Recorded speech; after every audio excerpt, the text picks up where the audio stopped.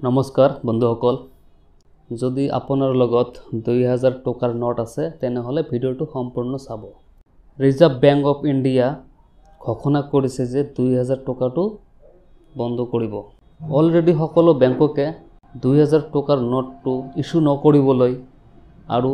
deposit লবলৈ নিৰ্দেশ দিছে সো সেই কাৰণে 30 সেপ্টেম্বৰ তাৰিখৰ আগতেই আপোনালোকক বেংকত গৈ হেনে 2000 টকাৰ নোটটো ডিপোজিট এণ্ড এক্সচেঞ্জ লব লাগিব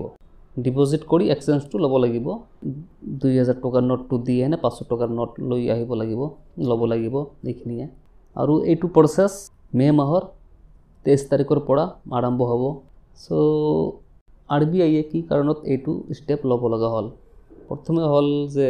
2000 টকাৰ কাৰেন্সিৰ যেটো টোটাল ভ্যালু আছিল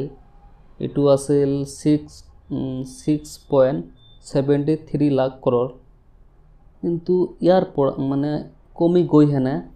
বৰ্তমান ইয়াৰ টোটাল ভ্যালু হৈ আছে 3.62 লাখ crore মানে বাকি আধা টকা নাই এইবিলাক কি হৈ আছে ব্ল্যাক মানি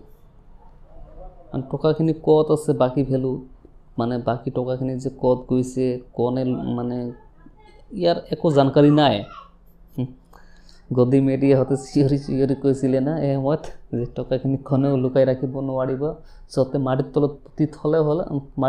পুতি থলেও গভৰ্ণমেণ্টে টকাটো ট্ৰেক কৰিব পাৰিব সকে আৰু এটা কাৰণ যে মানে মানুহে 2000 টকাৰ নোটেৰে বেছি ট্ৰানজাকশন নকৰে সো যদি মানুহে 2000 টকা ব্যবহাৰ কৰি লেনদেনে নকৰে তেনেহলে কিয় 2000 টকাটো থাকিব লাগে বৰ্তমান ইয়াৰ 2000 টকাৰ নোটৰ প্ৰিন্টিং অলৰেডি বন্ধ হৈ গৈছে 2018-19 পিছৰ পৰা 2000 টকাৰ নোট একেবাৰে প্ৰিন্ট কৰা বন্ধ কৰিছে এই কাৰণে আকৌ